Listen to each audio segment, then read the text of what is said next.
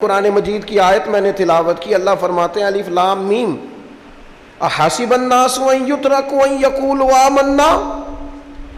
اللہ فرماتے ہیں کہ لوگوں نے یہ گمان کیا ہے کہ انہیں چھوڑ دیا جائے گا صرف یہ کہہ دینے پر کہ ہم ایمان لے آئے۔ انہوں نے کہا ہم ایمان لے آئے تو اب انہیں چھوڑ دیا جائے گا، بس ختم، اتنی بات پر چھوڑ دیا جائے گا۔ وہم لا یفتنون، اور انہیں آزمایا ہی نہیں جائے گا۔ فرمایا ایمان لانے کے بعد صرف ایمان پر ہی تمہیں چھوڑا نہیں جائے گا بلکہ تمہیں آزمایا جائے گا، تمہاری آزمائش ہوگی۔ کس طرح؟ وَلَنَبْلُوَنَّكُمْ بِشَيْءٍ مِّنَ الْخَوْفِ وَالْجُوعِ وَنَقْصٍ مِّنَ الْأَمْوَالِ وَالْأَنفُسِ وَالثَّمَرَاتِ، تمہیں کسی نہ کسی ایک چیز سے ضرور آزمائیں گے، یا خوف سے آزمائیں گے، بھوک سے آزمائیں گے، جانوں اور مالوں کی کمی سے، پھلوں کی کمی سے آزمائیں گے۔ اور یہ پھلوں کی کمی سے مراد، علماء تفسیر نے لکھا اس سے مراد اولاد کا انتقال کر جانا بھی ہے، وہ بھی پھل ہوتی ہے۔ تمہیں آزمائیں گے اور اگر تم پورے اترے تو وَبَشِّرِ الصَّابِرِينَ، رب فرماتا ہے محبوب پھر صبر کرنے والوں کو میری رحمت کی خوشخبری سنا دے، پھر انہیں خوشخبری دے دے میرے کرم کی۔ میرے عزیز، زندگی میں آزمایا جائے گا۔ نبی اکرم نور مجسم شفیع معظم صلی اللہ علیہ وسلم کی بارگاہ میں حضرت خباب بن ارت رضی اللہ تعالیٰ عنہ حاضر ہوئے۔ حضور خانہ کعبہ کے ساتھ ٹیک لگائے بیٹھے تھے تو حضرت خباب عرض کرنے لگے یا رسول اللہ اتنی تکلیفیں آ رہی ہیں، کافر اتنا ستا رہے ہیں، ہمیں پریشان کیا جا رہا ہے، ہم سخت آزمائش میں، حضور آپ اللہ کی بارگاہ میں دعا کیوں نہیں کرتے ہمارے لیے؟ تو نبی پاک علیہ السلام فرمانے لگے تم سے پہلے لوگوں کا حال پتہ کیا تھا؟ یہ صحیح حدیث بخاری میں موجود ہے۔ فرمایا تم سے پہلے لوگوں کا حال یہ تھا کہ انہیں گڑھے کے اندر رکھ کے ان کے جسم کو مٹی سے دبا کے پھر ان کے سروں پر آریاں رکھ کے چیر دیا جاتا تھا، لیکن پھر بھی وہ اپنے دین سے ہٹا نہیں کرتے۔ نبی پاک علیہ السلام فرمانے لگے تم سے پہلے لوگوں کا یہ عالم تھا کہ ان کے جسم لوہے کی کنگھیوں سے کریت دیے جاتے تھے، ان کا گوشت اتار دیا جاتا تھا، لیکن وہ اپنے دین سے ہٹنے کو تیار نہیں ہوتے تھے۔ یاری تیری سونے پر آزمائشاں تیریاں اگ، اے سونا پرکھیا جامدہ ہی پہلو نال اگاں دے لگ۔ اپنی زندگی میں تیار رہیں، ذہنی طور پر آزمائش کے لیے تیار رہیں، مزاج بنائیں۔ جب بندہ پہلے سے تیار ہوتا ہے نا، اس کا خیال ہوتا ہے کہ آزمائش آ گئی تو میں نے صبر کرنا ہے، پہلے سے اس کی تیاری ہوتی ہے، پھر وہ ذرا گھبراتا نہیں، پریشان نہیں۔ ہم تیار نہیں ہیں ذہنی طور پر۔ ہر بندے کو سکھ چاہیے، ہر بندے کو، بلکہ ہمارے ہاں تو لوگ کہتے ہیں مرید ہو رہا ہوں تاکہ میری طرف تکلیف کوئی نہ آئے۔ تو میں کہا کرتا ہوں پہلے پیر سے پوچھ لو اسے کبھی آئی ہے کہ نہیں، اگر اسے آئی ہے تو پھر اس کا مطلب ہے تمہیں بھی آ سکتی ہے۔ لوگ نماز اس لیے شروع کرتے ہیں، کہتے ہیں میں 5 نمازیں بھی پڑھتا ہوں، میں صدقات بھی کرتا ہوں، کام میرا پھر نہیں چلتا۔ تو میں کہتا ہوں تمہیں پتہ ہی نہیں، نمازی کے لیے تو آزمائش ہے، جتنا جتنا ایمان کامل اتنی اتنی آزمائش بھی زیادہ۔ اور یہ میں اپنے پاس سے نہیں کہہ رہا، حضرت ابو سعید خدری رضی اللہ تعالیٰ عنہ فرماتے ہیں میں نبی پاک علیہ الصلوۃ والسلام کی خدمت میں حاضر ہوا اور حضور کے دست مبارک کو چومنے کے لیے میں نے اپنے ہاتھ جب آگے کیے تو تپش تھی، تیز بخار تھا نبی پاک کو۔ تو حضرت ابو سعید خدری رضی اللہ تعالیٰ عنہ ارشاد فرماتے ہیں کہ میں نے، یہ سنن ابن ماجہ میں موجود ہے، فرماتے میں نے عرض کیا یا رسول اللہ صلی اللہ علیہ وسلم اتنا تیز بخار؟ حضور فرمانے لگے ہم پر جو آزمائشیں آتی ہیں نا انبیاء پر، وہ عام لوگوں سے دگنا آتی ہیں۔ یہ تو لاڈلے ہیں، یہ تو محبوب ہیں اللہ کے۔ فرمایا عام لوگوں سے دگنی آزمائش آتی ہے، لیکن فرمایا ہمارا رب بڑا کریم ہے، ہمیں اجر بھی ڈبل ہی عطا کرتا ہے، ہمیں اجر بھی ڈبل ہی عطا کرتا ہے۔ تو حضرت ابو سعید خدری کہتے ہیں موقع اچھا تھا، میں نے ایک سوال بھی کر دیا، میں نے کہا یا رسول اللہ صلی اللہ علیہ وسلم بتائیے نا بھلا دنیا میں زیادہ آزمائشیں کن کو آتی ہیں؟ تو حضور فرمانے لگے سب سے زیادہ آزمائشیں اللہ کے انبیاء کو آتی ہیں، نبیوں کو آتی ہیں۔ حضور اس کے بعد فرمایا اس کے بعد جو ان کے زیادہ قریب ہوتا ہے اسے آتی ہیں۔ لوگ کیا سمجھیں گے امام حسن کی آزمائش کو؟ لوگ کیسے سمجھیں گے سیدنا امام حسین کی آزمائش کو؟ فرمایا جو ان کے زیادہ قریب ہوتا ہے اسے زیادہ آزمائش آتی ہے. تو حضور کے سب سے قریب تو امام حسن ہے نا, امام حسین ہے نا. تو کیا سمجھتا ہے قربت بس نسبت کے اظہار کا نام ہے اور بڑے لطف کے ساتھ زندگی گزارنے کا نام ہے؟ تو نبی پاک علیہ الصلوۃ والسلام نے فرمایا بات بڑی مزے کی ہے. فرمایا پھر اللہ کے بعض بندے تو ایسے ہوتے ہیں جنہیں اللہ فقر میں مبتلا کر دیتا ہے. فرمایا ان کے پاس صرف ایک چادر رہ جاتی ہے, اتنا فقر ان کے پاس آتا ہے. لیکن جو حدیث کے آخری لفظ ہیں نا وہ وجد والے ہیں, وہ وجد والے ہیں, وہ سرور والے ہیں. ہمارا یہ مزاج ہوتا ہے کہ میٹھا میٹھا کھا جاؤ اور ذرا کڑوا آ جائے تو سویرے بھی رو شام بھی رو, حال ہی کوئی نہیں, غریبی بڑی, پریشانی بڑی, حضرت صاحب گھر سے بیماری جاتی نہیں. اور جناب کیا بتائیں, بعض لوگ تو ایسے ہیں جن کی بات سن کے لگتا ہے زندگی میں کبھی سوئے ہی نہیں, اتنے بڑے بڑے دکھ سناتے ہیں. او خدا کی رحمت کا بھی تو ذکر کرنا, خدا نے جو تیرے اوپر انعامات کیے ان کا بھی تو ذکر کرنا, ان کا تذکرہ ہی نہیں کر رہا میرا بھائی. نبی پاک علیہ السلام نے فرمایا ان لوگوں پر دکھ آتے ہیں پر قربان ہونے کو جی چاہتا ہے ان لفظوں پر. حضور فرمانے لگے وہ رب کی طرف سے آنے والے دکھ پر بھی اس طرح راضی ہوتے ہیں جس طرح تم میں سے کوئی راحت ملنے پر راضی ہوتا ہے.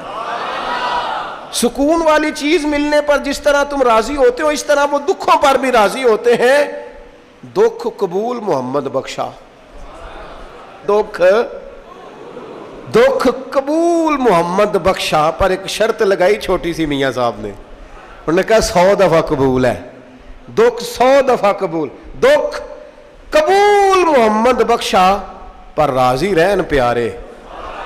یہ شرط یہ ہے کہ تو راضی رہ, تو راضی رہ. دکھ قبول محمد بخشا, راضی رہن پیارے. اور حضرت سلطان صاحب کہنے لگے ایسا کیتی ہے جان حوالے رب دے, ایسا عشق کمایا ہے اسی مرن تو پہلو ہی مر گیا, باہو تا مطلب نو پایا ہے.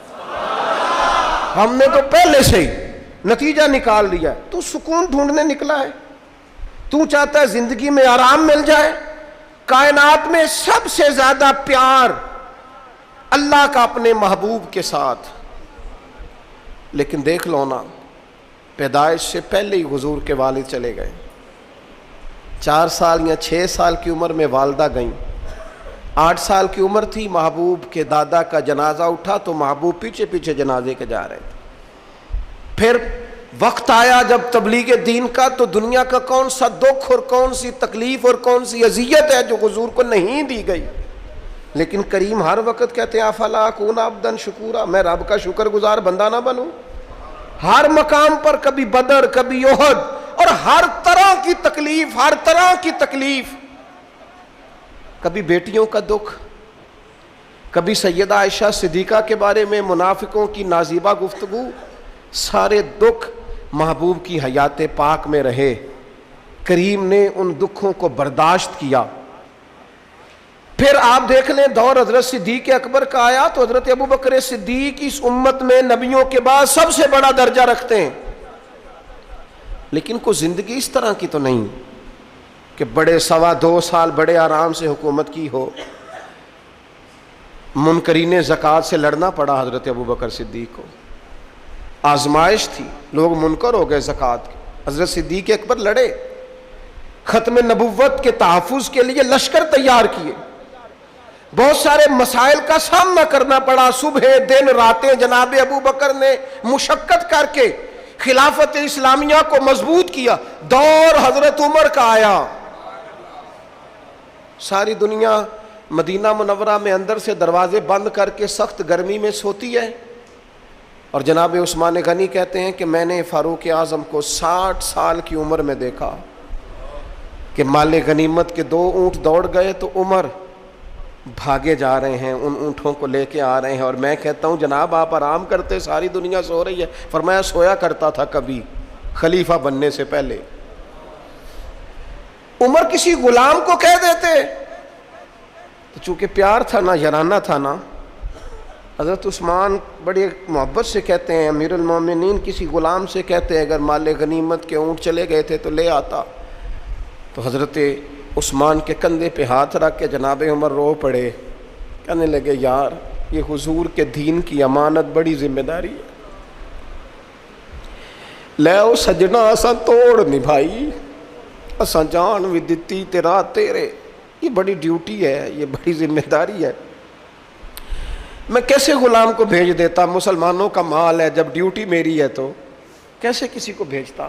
یہ آزمائش ہے, یہ دکھ ہے.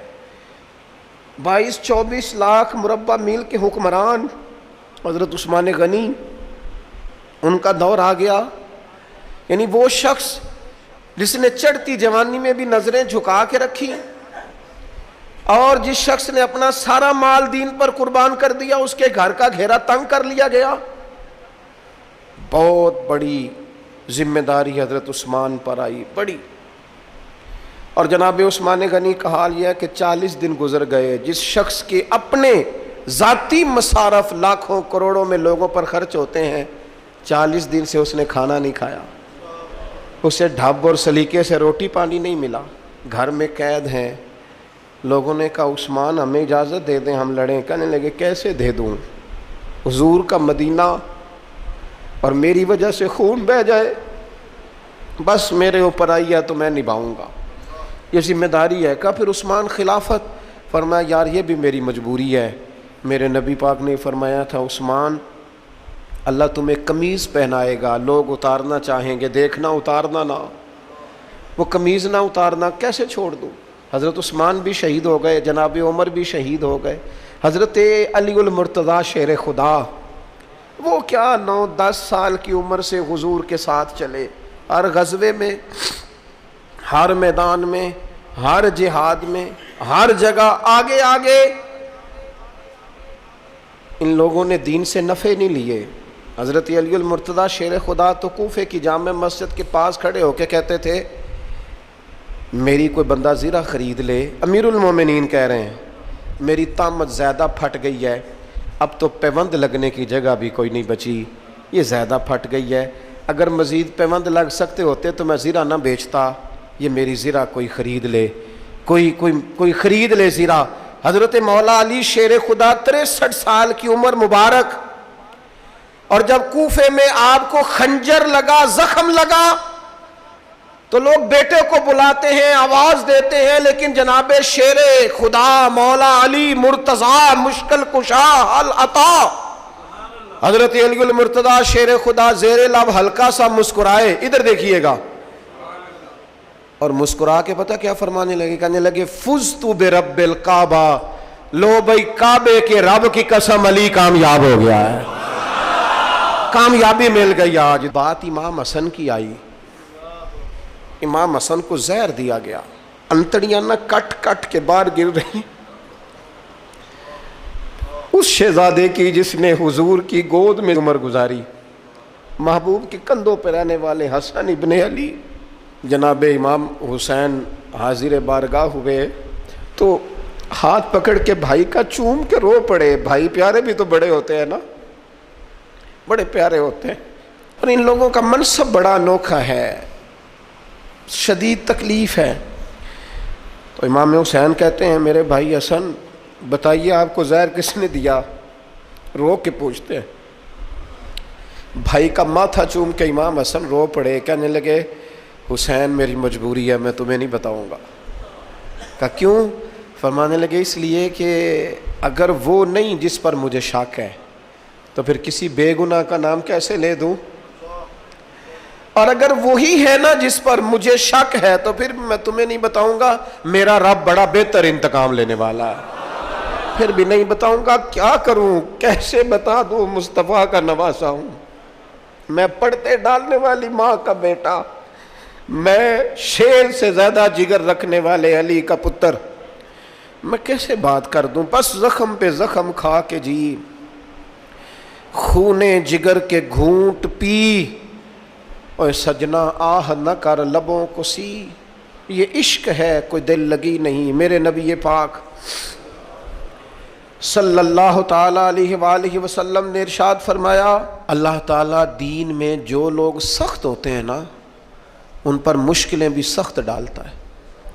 یہ حدیث پاک آپ کو مسند امام احمد بن حنبل میں ملے گی، ابن ماجہ ترمذی میں ملے گی۔ فرمایا جتنا کوئی دین میں سخت ہوتا ہے اتنی اس کی مشکلات بھی سخت ہوتی ہیں، اور جتنا کوئی نرم ہوتا ہے اتنی اس کی مشکل بھی تھوڑی ہوتی ہے۔ حسین ابن علی بڑے سخت تھے نا دین میں، جاندار تھے نا دین کے معاملے میں، اللہ نے مشکل ڈالی۔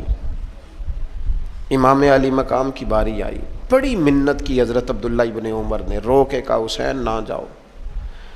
تو امام حسین رضی اللہ تعالیٰ عنہ نے فرمایا نہیں، اب میری ڈیوٹی لگی ہے تو جانا تو میں نے ہے نا، ذمہ داری تو پوری کرنی ہے۔ امام علی مقام رضی اللہ تعالیٰ عنہ نے اس ساری مشقت کو دیکھا۔ گھر چھوڑنا بڑا مشکل کام ہے، گھر چھوڑنا، وہ جہاں انسان رہا ہوتا ہے نا والدین کے ساتھ، جہاں وقت گزارا ہوتا ہے، کبھی بندہ بوڑھا بھی ہو جائے تو خوابیں اپنے پرانے مکان کی آتی ہیں۔ خواب بھی کبھی آئے نا تو وہیں گھومتا انسان اپنے آپ کو پاتا ہے، لیکن امام حسین نے کہا کہ بس اب وقت آیا ہے تو اب یہ چھوڑنا ہے۔ ہم نہ قربانی دیے بغیر پاس ہونا چاہتے ہیں، ہم کوئی مشقت سہے بغیر نمبر لینا چاہتے ہیں، ہم کوئی کام کیے بغیر رتبہ پانا چاہتے ہیں۔ ایسا ہوتا نہیں نا، یہ ممکن نہیں۔ آپ تاریخ پڑھیں نا انبیاء کی، حضرت نوح علیہ السلام نے 950 سال محنت کی ہے، اور میں سورہ ہود دیکھتا ہوں تو میں وہ انداز دیکھتا ہوں جس طرح کفر ان سے بات کرتا تھا۔ بڑی جد و جہد کی حضرت نوح نے، لیکن پتہ ہے دکھ اس سے بڑا کیا دیکھا؟ اپنا بیٹا ہی کافر ہو گیا۔ مالک امتحان ڈالتا ہے تو بڑے بڑے، اور حضرت نوح نے اپنے بیٹے کو ڈوبتے دیکھا، کہا مالک میرا بیٹا، فرمایا نہیں یہ تیرا ہے ہی نہیں، تیرے طریقے پر نہیں تو تیرا کیسے ہوگا؟ کسی کی نسل کہلانے کے لیے تو اس کے عقیدے پر ہونا ضروری ہے، تیرا نہیں۔ حضرت نوح نے مشقت دیکھی۔ واتخذ اللہ ابراہیم خلیلا، ابراہیم اللہ کے پیارے ہیں نا، لیکن زندگی پوری پڑھ کے دیکھ لو، ساری کی ساری مشقت مصائب سے بھری ہوئی، آزمائشوں سے لدی ہوئی۔ کبھی انہیں قوم آگ میں ڈالتی ہے، اور کبھی 86 سال عمر ہو گئی تو اولاد کوئی نہیں، اور دعا مانگ کے رب بیٹا وہ دیتا ہے جس کی پیشانی میں نور محمدی چمکتا ہے۔ اچھا پہلے دیا نہیں، اب دیا، فلما بالغا ماہ سعیا، اور جب وہ ذرا ساتھ چلنے کے قابل ہو گیا، ہر بندہ کہتا نہیں منون خیر ہے میرا پتر جوان ہو گیا ہے، جب وہ بیٹا ساتھ چلنے کے قابل ہوا تو فرمایا ذبح کرو نا ذبح۔ تھوڑی دیر کے لیے دل پہ ہاتھ رکھ کے بتاؤ، اور بچے کو بخار چڑھ جائے تو نیند نہیں آتی، مائیں منتیں مانگتی پھرتی ہیں، روتے پھرتے ہیں باپ، بچے کی طبیعت ٹھیک نہیں، فقط بیمار ہے، اور جسے یہ کہا جائے ذبح کر۔ جناب ابراہیم تیار ہو گئے اور بیٹے کو ذبح کر دیا، چھری چلا دی۔ وہ تو مالک نے کہا کہ ابراہیم تم پر سلام ہو، تم نے اپنا خواب سچ کر دکھایا ہے۔ ساری زندگی دیکھیں نا آپ آزمائشوں سے بھری۔ ادھر آ جائے نا، جناب ایوب ہیں، کتنے بیمار ہو گئے، کتنے بیمار ہو گئے، 12 سال گزر گئے طبیعت خراب کو، 8 دن کے بخار میں لوگوں کے شکوے، 12 سال بیت گئے تو قبول محمد بخشا، بس عرض اتنی ہے کہ راضی رہن پیارے۔ آپ دیکھیں نا جناب یعقوب پیارے ہیں نا اللہ کے، لیکن آدھی زندگی روتے گزر گئی بیٹے کی یاد۔ جناب یوسف پیارے ہیں نا، سونا بنا کے نا، اور باپ کا لاڈلا بنا کے نا، محبت پوری کرا کے، پیار پورا۔ یا بنی لا تقصص رؤیاک علی اخوتک فیکیدوا لک کیدا ان الشیطان للانسان عدو مبین۔ او میرے بیٹے بھائیوں سے بات نہ کرنا ورنہ وہ کچھ چال چلیں گے، شیطان آدمی کا کھلا دشمن ہے۔ اتنا دنیا میں پیارا بچہ اور اس وقت کوئی نہیں تھا جتنے جناب یوسف ہیں، پر یوسف کبھی بھائیوں کی مار کھائیں، کبھی کنویں میں جائیں۔ کریم کا کرم ہے نا، کنویں میں پھینکے تو بچا لیں، لیکن وہاں سے نکلے تو پھر وہ بکیں، پھر کبھی یہاں بکیں، کبھی مصر کے بازار میں بکیں۔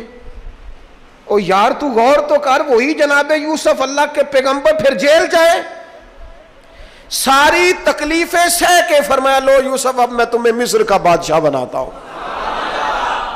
آپ جس کی بھی تاریخ ٹٹول کے لائیں گے نا وہ آزمائشوں والی والا، نہ بولو وَلْنَكُمْ بِشَيْءٍ مِّنَ الْخَوْفِ، ہم ضرور تمہیں آزمائیں گے۔ امام حسین کی باری آئی، وطن چھوڑنا ہے حسین کو۔ امام علی مقام نے کہا کہ ہجرت کی تھی نا، حضور نے بھی وطن چھوڑا تھا۔ دور کھڑے ہیں، نانا تیرے کرم کے خزینے کی خیر ہو، میں جا رہا ہوں تیرے مدینے کی خیر ہو۔ پھر حسین ابن علی وہاں سے نکلے، بچے ساتھ، ڈٹنا پڑا، بھوک پیاس، بچوں کا ساتھ، پھر بچوں کی شہادتیں، یہ ساری چیزیں انسان کو کمزور کر دیتی ہیں نا، لیکن جس کی شان بڑی ہوتی ہے اس کی آزمائش بھی بڑی ہوتی ہے۔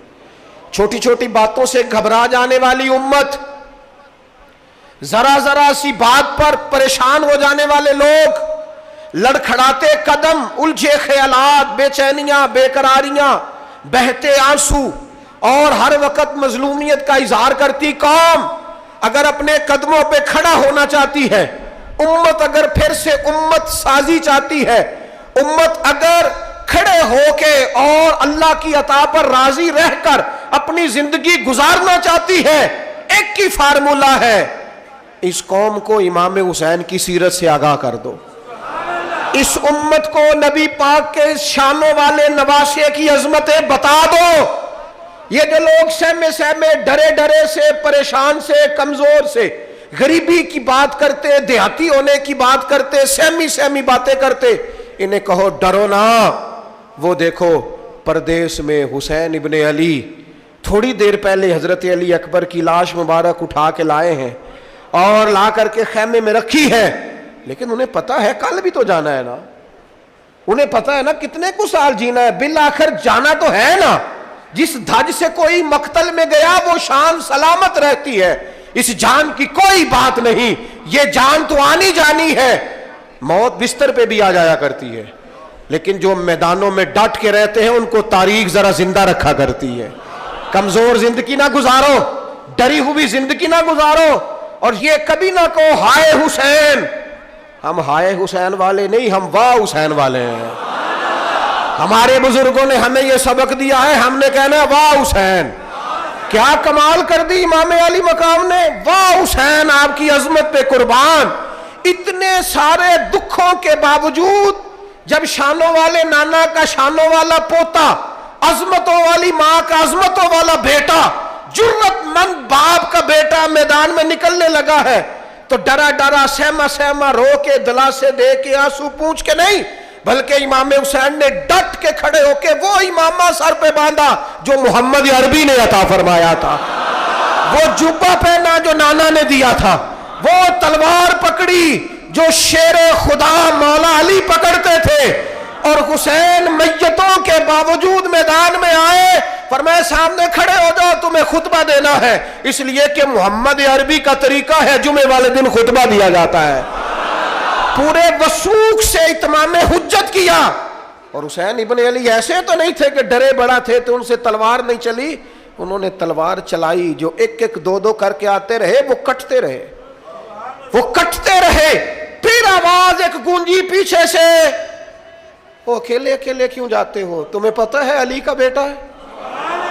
علی کا گھر تو وہ گھر ہے کہ جس گھر کا ہر ایک بچہ جسے دیکھو وہی شیر خدا معلوم ہوتا ہے۔ اکیلے اکیلے جاؤ گے تو تم چہرے کی روشنی نہیں دیکھ رہے، آنکھوں کی سرخی نہیں دیکھ رہے، مزاج کا ولولہ نہیں دیکھ رہے، طبیعت کا باغ پن نہیں دیکھ رہے، اور جوانی میں شہادت کی لذت سے آشنا محمد کا نواسا نہیں دیکھ رہے، ذرا مل کے جاؤ، ہاں ہاں حسین ابن علی شہید ہوئے ہیں پر شان و شوکت کے ساتھ، ہاں ہاں حسین ابن علی دنیا سے تشریف لے گئے ہیں پر عزت وقار اور عظمت کے ساتھ، ہاں حسین ابن علی کا سر کٹا ہے، مخالف نے تو اپنی طرف سے نیزے کی نوک پہ چڑھایا تھا، پر حسین کا سر بول بول کے کہہ رہا تھا دیکھ لو میں کٹ بھی گیا ہوں پھر بھی سب سے اونچا ہوں، وہ دیکھو میں سب سے اونچا ہوں، سب سے اونچا ہوں میں۔ اے حسین ابن علی، نازش آل نبی تم پر سلام، اے حسین ابن علی تم پر سلام، نازش آل نبی تم پر سلام۔ کسی نے ایک بات کی تھی، اس نے حد کر دی، اس نے کہا مورخ تو کتنا کو لکھے گا، خطیب تو کتنا کو واز کرے گا، او مصنف تو حسین ابن علی کی شان میں کہاں تک بات کرے گا، تو میرے امام کا باکپن، ان کی جرت، ان کی طاقت، ان کی ہمت، ان کا کمال، ان کا صبر، ان کی استقامت، ان کا حوصلہ، ان کی جوامردی، ان کی ہمت کتنی کو بیان کرے گا، تو رہنے دے۔ اس نے کہا پھر کیوں رہنے دوں؟ کہنے لگے حسین ابن علی کی شان رفعت کوئی کیا جانے، یہ حسن جانے۔ حسین ابن علی کی شان رفعت کوئی کیا جانے، یہ حسن جانے، یہ علی جانے، یہ نبی جانے یا خدا جانے۔ ہماری طاقت نہیں ہے کہ ہم امام علی مقام کی عظمت کو بیان کر، بس چپ کر میرے علی، ایتھے جا نہیں ہو۔ امام کا تذکرہ بندے کو جوان کرتا ہے، باہمت کرتا ہے، جینے کا حوصلہ دیتا ہے، میدانوں میں کھڑا کرتا ہے۔ وہی ہے تیرے زمانے کا امام برحق جو تجھے حاضر و موجود سے بیزار کرے اور موت کی شکل میں دکھلا کے تجھے جلوہ یار، زندگی تیرے لیے اور بھی دشوار کرے۔ اور پلٹنا، جھپٹنا، جھپٹ کر پلٹنا، یہ لہو گرم رکھنے کا ہے ایک بہانہ۔ لہذا طاقتور بنو، باہمت بنو، کربلا کے واقعے سے طاقت حاصل کرو۔ پھر کہتا ہوں ہم ہائے حسین والے نہیں، ہم تو واہ حسین والے ہیں۔ ہمارا کہنا ہے کہ واہ حسین، اے حسین ابن علی تم پر سلام، نازش آل نبی تم پر سلام۔ ہم کہہ رہے واہ حسین، واہ حسین، واہ حسین، واہ حسین، یا حسین، واہ حسین، یا حسین، واہ حسین، واہ حسین، یا حسین، واہ حسین۔ اپنے مزاج میں طاقت پیدا کرو، اپنے بچوں کو یہ قوت ارادی، قوت فیصلہ آنے والی نسل کو منتقل کریں، یہ ہمت، جذبہ۔ اور بالخصوص ماؤں، بہنوں، بیٹیوں کو بتائیں کہ رو کے نہ جیو، اس طرح جیو جس طرح حسین ابن علی کی بہن نے جی کے دکھایا۔ دربار یزید میں جناب زینب نے جب خطبہ پڑھا نا، دربار دمشق میں وہ زینب کا خطاب منبر پہ علی بول رہے ہو جیسے، انہیں کہو کہ ذرا تھوڑا باہمت وقت گزاریں، باہمت، کہیں نہیں ڈگمگائی میرے امام کی بہن، کہیں کمزور نہیں پڑی، طاقت، ہمت۔ اور انہوں نے بتلایا ہے کہ رو کے وقت نہیں گزرتا، وقت تو چھا کے گزارنا چاہیے مشکلات کے سامنے۔ میرے حضرت صاحب کا ایک شعر ہے، فرمایا کرتے تھے تجھے کیا ڈر ہو اے اختر، تیرے یاور ہیں وہ یاور، مشکلوں کو جو تیری خود گرفتار بلا کر دے۔ وہ تو مشکل کو مشکل میں ڈال دیں گے جن کو ہم نے مانا ہوا ہے، مشکل کو مشکل میں ڈال دیا جاتا ہے۔